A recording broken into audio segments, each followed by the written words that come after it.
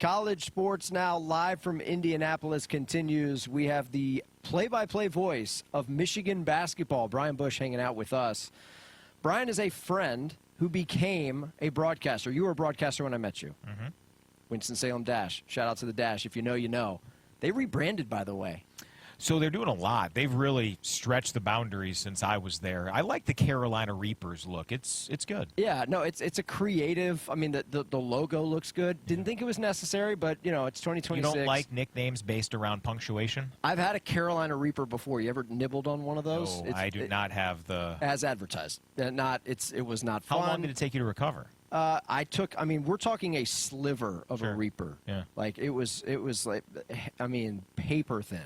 Yeah. Put it on the tip of my tongue, and for about 17 minutes, I was in hell. No kidding. Yeah, it was really bad. It was a poor decision, but I did it, you know, and anyway, here we are. We're at the Final Four. We are. We're talking basketball with the radio voice of the Wolverines. You can catch Brian's broadcast alongside Terry Mills, the analyst, streaming free on the Varsity Network app. Now, you're in that late game. You've got the 8:49 scheduled tip. There's math involved. We're going on the air at 8:15 Eastern for the pregame show. You got to be excited about tomorrow, man. Like, this is your first Final Four. As a broadcaster, this is, like, you're truly living the dream this week. Yeah, it's a bit overwhelming, truly.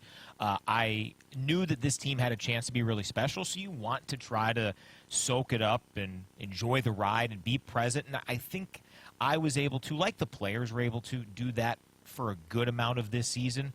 When you get the bracket in your hand and you see the path and the hope to go Buffalo to Chicago to Indy, all regional, all pretty close for Michigan fans, it's tough not to think about getting to the end destination. And for Michigan to do it as emphatically as they did against Tennessee in the Elite Eight, that definitely allowed you to soak it in and know while basketball was happening that you were going to go to the Final Four.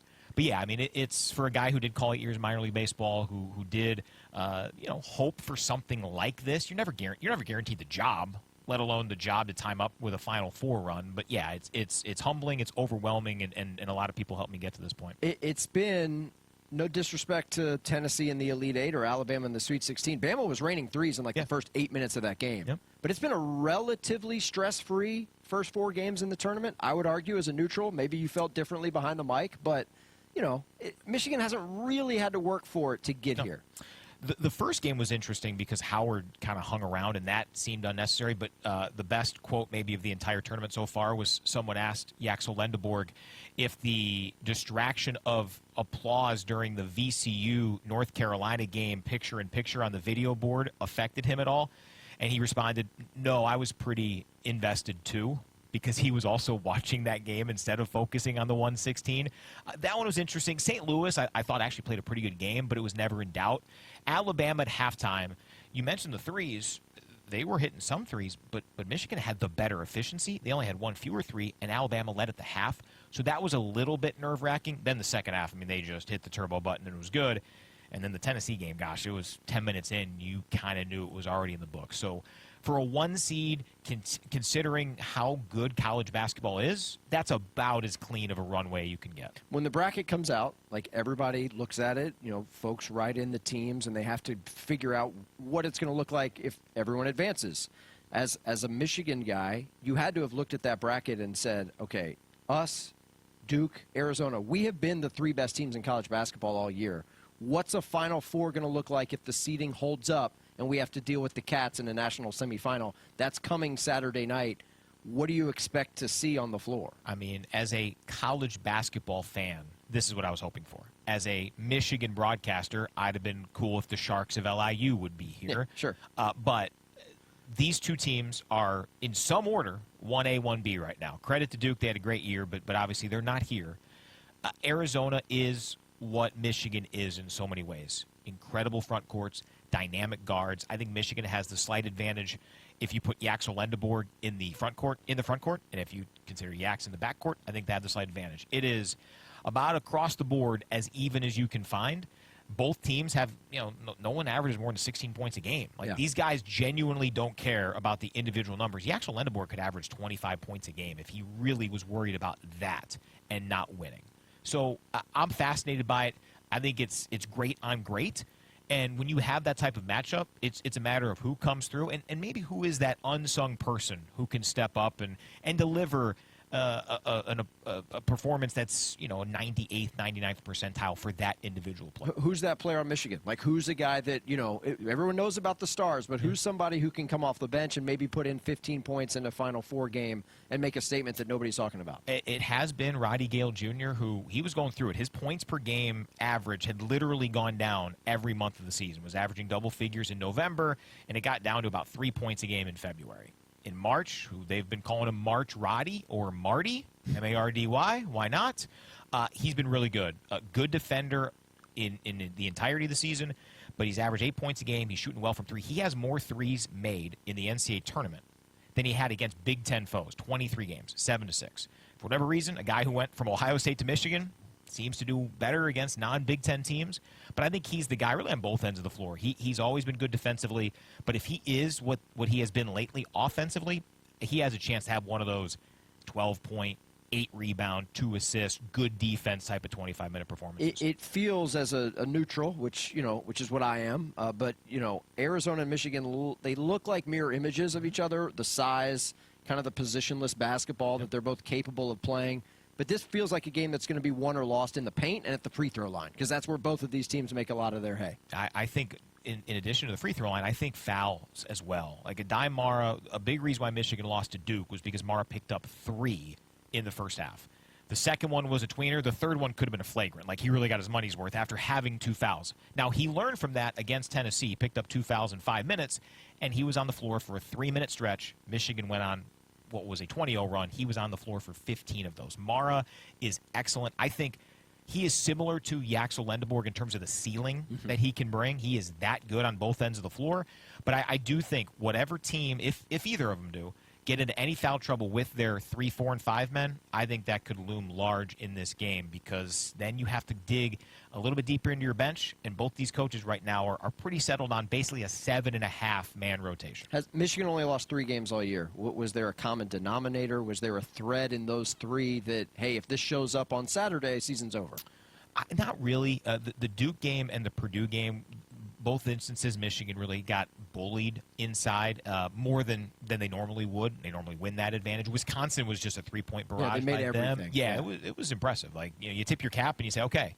And that was the concern about Alabama in the Sweet 16. They had that capability, and even more so the willingness. They were going to shoot close to 53s. I think they were at 47. So from my standpoint, I think this team, they lean on those big 3. They have to be able to play well, and any sort of foul trouble or lack of playing well could affect it. In Chicago, Sweet 16 Elite 8, both Adai and Morez Johnson Jr. did not play great. They were, I think, combined 6 points a game under their average, 3 or 4 rebounds under their average. Adai got into foul issues. So for me, Yax, obviously he can continue to play like he has, and that helps. But Rez and Adai need to be really, really good as well, because who they're facing is, like you said, pretty close to mirror images. Him and Koa Pete, and then Krivas versus Mara, who they've encountered each other on the international scene. Those guys, it's not copy-paste, but, maybe a little AI alteration would be the comparison. Let's hope that there's no ponds being drained. I am curious, because you are in the facility, you're embedded with the program. When I see Dusty May on TV in postgame, and the fun that he has with his players, and the interactions that they have with him, standing behind him while he's getting interviewed, staring straight into the camera, the towels. Like, it just seems like that is a program where these guys are just, like, genuinely having fun, and that they enjoy playing for a coach. Not to say that that doesn't happen in other places, but you're in it, and you're literally traveling with these guys and have been for the last 4 months. What's it like in this program under Dusty May, and how did we get there? Because he's only been there for 2 seasons. Yeah, I mean, literally this time 2 years ago, Michigan was coming off an 8-24 year. There was comedy, but it wasn't intentional comedy with where the program was. I think Dusty is as good as anybody in college basketball at being the CEO of a company. He is willing to delegate. He understands the big picture. He knows that, hey, at times he can't coach ball. He's got to go to a fundraising event or to a recruiting thing or to help another coach, whatever it might be. But the best CEOs, they make it fun. He is very intentional about coaching guys differently.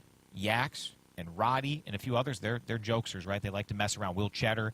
And others are much more serious. Morez, Adai's more the goofy type. Damari Burnett, he's solid, rock-solid guy. I think he has that innate ability of, if you go out there and you perform for me and you get the job done, We can enjoy it, have fun.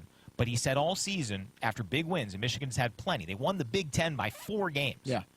This is not the pinnacle. He said it to me after the Elite Eight game. This is not the pinnacle. We're at the location of the pinnacle, and I think they've been able to stay steadfast in that of, hey, April habits, lock in, do what you got to do. And I think his ability to relate to the players, to have fun with them, but also know when to push the right button, it's elite. You're at your first Final Four. You got to call a game as a radio guy where you're eye level with the court. What's that going to be like? Good thing I have such a strong, sturdy, lengthy frame at 5'10". Yeah, I'm just curious, the inside baseball part of. Yeah, I've got to call a game. It's not the easiest thing in the world in the first place, but I don't have the ability to be perched up and can see all 4 corners of the court at one time. So a few times in minor league baseball, I called it an actual seat. So I had the cup holder in front of me. That was nice. I overcame that adversity. No, in all seriousness, I've been over to practice each of the last 2 days, and I have tried my best to sit in the spot we will be. It's unique. It's 5 full steps to get up from field level for the Colts to court level, which is unique. Also, I think one aspect that will be pretty interesting, too, is the fact that there is a pretty healthy amount of distance and apparently some sort of rolling camera that will come by sideline to seat. Okay. So that aspect will be unique. But it's going to be tough to simulate from the standpoint of, having bodies moving around, officials, stuff along those lines. But yeah, it'll be nice to be the second game to kind of get a handle on that during Illinois-UConn. Well, if you want to hear what it sounds like when Brian is adjusting in real time to calling a basketball game courtside at floor level with his eyes, you can do that on the Varsity Network app. So everybody will be tuned in for that.